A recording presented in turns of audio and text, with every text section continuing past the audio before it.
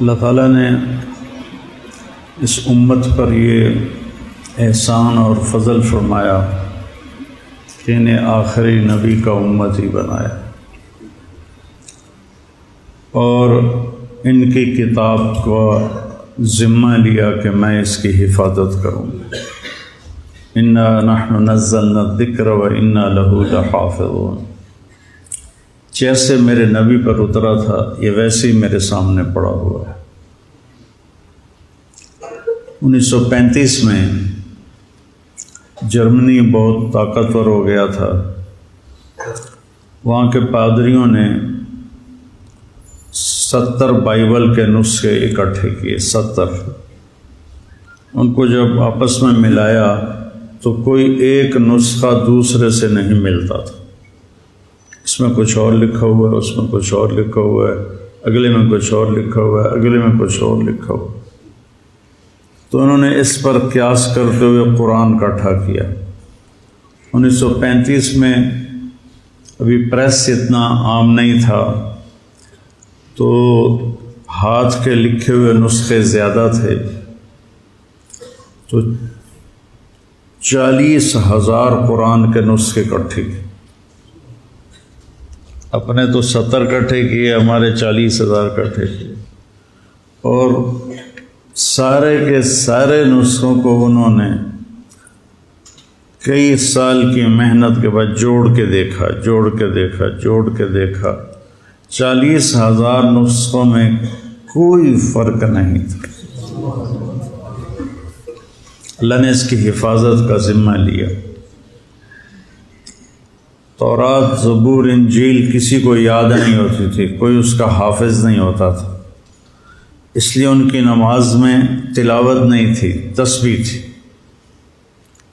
جتنی کوئی پڑھ سکے۔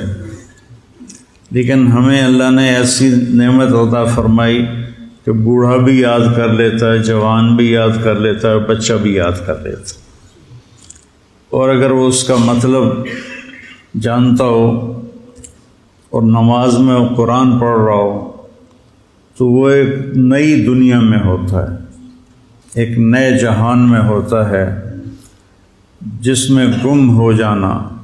حضرت علی رضی اللہ تعالیٰ عنہ علیہ السلام کو تیر لگا تو انہوں نے نکالا تو نکلا نہیں، تو انہوں نے چھوڑ دیا کیونکہ تکلیف بہت ہو رہی تھی۔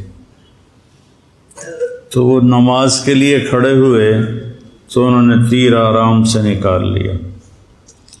تو نماز کے بعد فرمایا تیر نکال لیا؟ کہاں؟ کہا مجھے خبر بھی نہیں ہے، مجھے پتہ بھی نہیں چلا۔ تو نماز ایک میں جب قرآن آتا ہے تو ایک الگ جہان قائم ہو جاتا ہے۔ تو اللہ تعالیٰ نے اس کی حفاظت کا انتظام کیا، اس کے حفاظ بنائے۔ ہمارے جو اجمی بچے ہیں وہ عربوں سے پہلے یاد کر لیتے ہیں، کیونکہ عرب بچوں کو عربی آتی ہے نا، تو وہ ہم مانا لفظ جب بھول جاتے ہیں تو ساتھ دوسرا کوئی لگا دیتے ہیں۔ ہمارے بچوں نے تو رٹا لگانا ہوتا ہے، تو انہوں نے وہی کہنا ہوتا ہے جو یادداشت میں ہوتا ہے۔ تو اللہ نے اس کی حفاظت کا اس طرح انتظام فرمایا۔ اور پھر پہلے تورات، زبور، انجیل کے اترنے پر آسمان کے دروازے بند نہیں ہوتے تھے، لیکن جب قرآن اترنے کا وقت آیا تو اللہ نے سارے آسمان کے دروازوں پہ پہرے لگا دی۔ تو اس وقت شیطان اوپر جاتے تھے اور وہاں سے فرشتوں کی باتیں سن کر نیچے آ کے جادوگروں کو بتاتے تھے۔ جب اللہ نے قرآن اتارنے کا نظام چلایا تو آسمان کے دروازے بند اور ان پر پہرے لگا دیے۔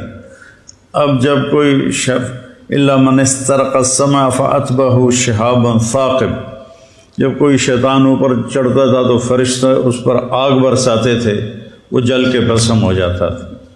تو اللہ نے قرآن کی حفاظت کا اس طرح انتظام کیا۔ اور پھر میرے نبی نے فرمایا وَإِذَا الْتَبَسَتْ عَلَيْكُمُ الْأُمُورُ كَقِطْعِ اللَّيْلِ الْمُظْلِمِ فَعَلَيْكُمْ بِالْقُرْآنِ۔ جب رات اندھیری کی طرح فتنے چھا جائیں اور ہاتھ کو ہاتھ سجھائی نہ دے تو تم قرآن کو مضبوطی سے پکڑ لیں کہ اس میں کوئی چیز داخل نہیں کر سکتی، نہ نکال سکتا ہے نہ داخل کر سکتا ہے۔ یہ اللہ کا ایسا خوبصورت نظام ہے اس میں۔ فَإِنَّهُ مَاحِلٌ مُصَدَّقٌ وَشَافِعٌ مُشَفَّعٌ، اس کا جھگڑا بھی اللہ قبول کرے گا، اس کی شفاعت بھی اللہ قبول کرے گا۔ مَنْ جَعَلَهُ أَمَامَهُ قَادَهُ إِلَى الْجَنَّةِ، جو قرآن کو آگے رکھے گا۔ آگے رکھنے کا مطلب ہے کہ اپنے آپ کو قرآن کی زندگی کے تابع کر دے گا۔ قرآن جس زندگی کو بتاتا ہے یہ اس کے تابع ہو جائے گا اور اپنی ساری خواہشات کو اس پہ قربان کر دے گا۔ تو ساقہ الی الجنہ، قرآن اس کا ہاتھ پکڑ کے اس کو جنت میں پہنچا دے۔ من جعلہ خلف ظہرہ، جو اسے پیٹھ کے پیچھے پھیر کر دے گا۔ کیا مطلب؟ کہ قرآن کی زندگی کا پابند نہیں رہے گا اور اپنے نفس کا غلام بن جائے گا۔ بئس عبد الدرہم، بئس عبد الدینار و عبد الدرہم و عبد القطیفہ، جو پیسے کے غلام بن جائیں گے، جو زیب و زینت کے غلام بن جائیں گے، قرآن کو پیچھے پھینک دیں گے، اس کے مطابق عمل نہیں کریں گے، تو ساقہ الی النار، تو اس کو دھکا دے کے جہنم میں گرا دے گا۔ تو بھائیو، یہ بہت بڑی نعمت ہے، اس کی تلاوت بھی کیا کرو۔ اور اب اتنے ترجمے ہو چکے ہیں قرآن کے، کچھ وقت نکال کر اس کا ترجمہ بھی پڑھا کرو کہ اللہ کیا کہتا ہے۔ آپ کی آسانی کے لیے کہتا ہوں، قرآن میں 99 دفعہ 89 یا ایھا الذین آمنوا آیا ہے۔ یہ صرف اللہ نے ہم سے بات کی ہے۔ یا ایھا الناس سب سے بات کر رہا ہے۔ یا ایھا الذین کفروا کافروں سے بات کر رہا ہے۔ یا اہل الکتاب یہود و نصارہ سے بات کر رہا ہے۔ یا ایھا الذین ہادوا صرف یہودیوں سے بات کر رہا ہے۔ قل یا ایھا الکافرون صرف کافروں سے بات کر رہا ہے۔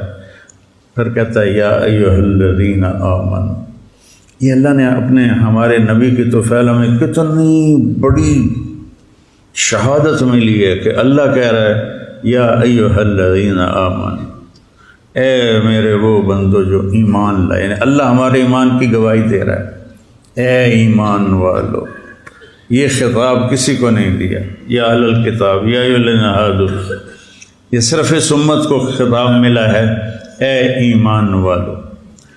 تو جب اللہ کہتا ہے اے ایمان والو، تو اس کا مطلب ہے کہ صرف آپ سے بات کر رہا ہے، اور اب کسی سے بات نہیں ہو رہی۔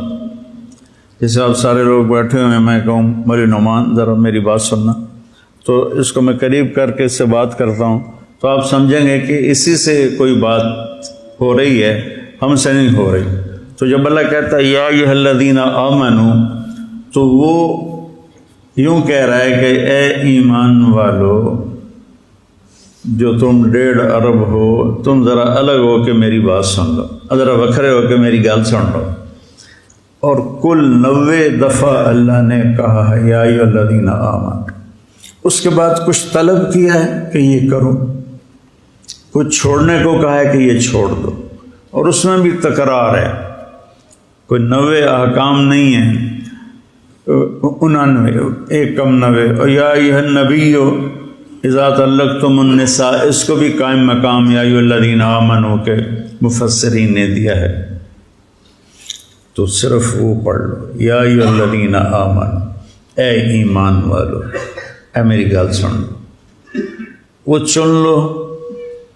اس پر کتابیں بھی لکھی ہوئی ہیں، الگ کتابیں ہیں، ان کا ترجمہ بھی ہے، تو وہ پڑھ لو۔ اصل تو ہے پورے قرآن کو، ورنہ چلو اتنا ہی پڑھ لو، تو قرآن سے ہمارا دل لگ جائے۔